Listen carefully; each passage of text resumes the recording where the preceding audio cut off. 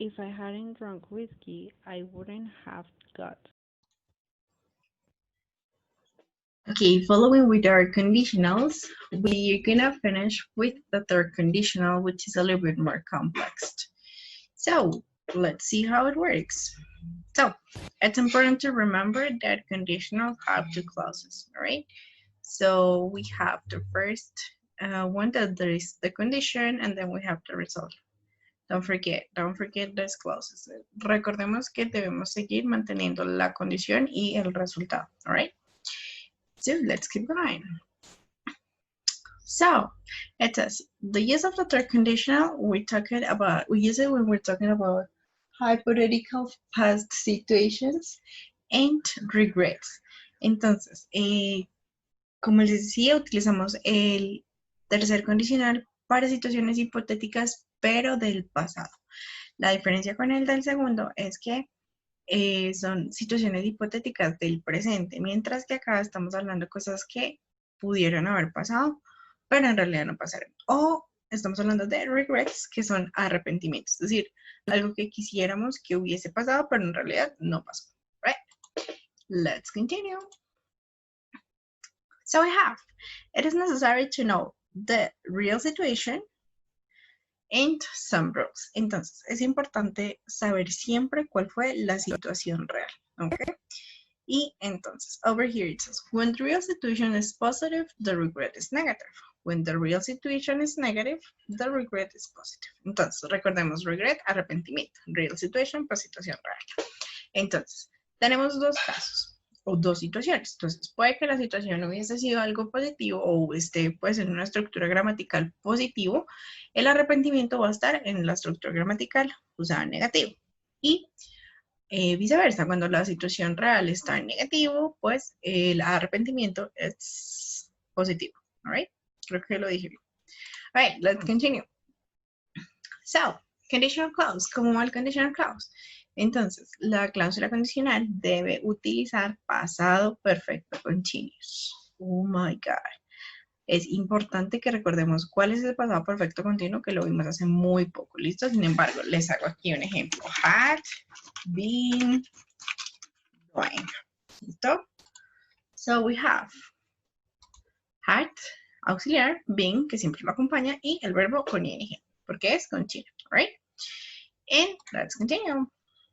Now we have the result. When we have the result, it's with past modals. Entonces, cuando estamos utilizando cuando estamos haciendo el resultado, utilizamos los modales pasados, pero nos vamos a enfocar solamente en dos, could y would. Esos modales pasados ya los habíamos visto como en primer y segundo periodo.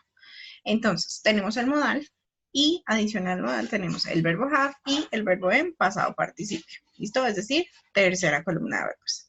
Entonces, tendríamos algo, voy a poner un ejemplo X, como could oh my God, I'm sorry, could have done. O para los que recuerdan la contracción, que se pronuncia could have done. ¿Listo? Obviamente también lo podemos utilizar con would have done o would have done. ¿Ok? ¿Se dan cuenta? Seguimos la estructura. Modal, modal, have, míralo acá. Y verbo en pasado participio, done, done. Acuérdense que hablamos de la tercera columna de verbos, verbos irregulares. Y pues cuando hablamos de verbos regulares, hablamos de verbos con ed. Let's continue. So we have over here a real situation. So it says, he was late for work many times, so he lost his job. Entonces, situación real. Muchas veces él llegó tarde a su trabajo, pues era algo del pasado y perdió su trabajo. Listo, ya no hay nada que hacer, perdió el trabajo. Listo, entonces ahora aquí viene el momento del arrepentimiento. No solo podemos utilizar el pasado perfecto continuo, sino también el pasado perfecto. Entonces, if he hadn't been, ¿por qué been? Porque utilizamos el mismo verbo que tenemos acá, es decir, el verbo to be. Miren, acá está el verbo to be. Had, el auxiliar, pues negativo. ¿Por qué? Porque acá está en positivo y acá está en negativo. If he hadn't been late, miren que no he cambiado eso.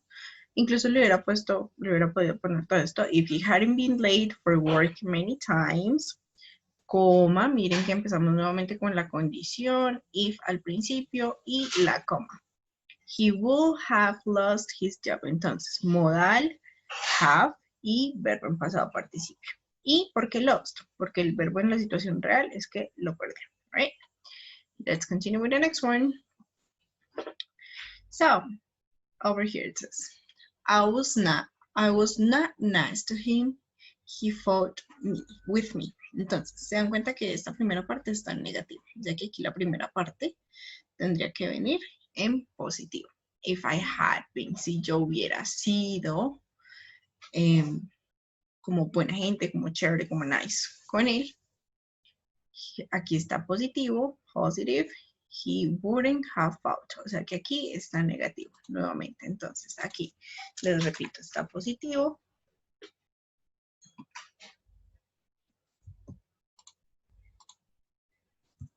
Como está positivo, entonces acá, esta segunda parte viene estando en negativo. Acá está negativo, o sea que aquí lo podemos poner positivo. ¿Listo?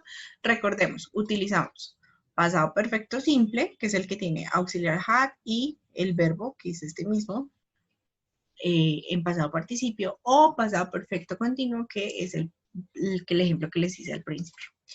Okay? And I think that's it for today. So see you in class and have a good rest of your day, guys. Bye-bye.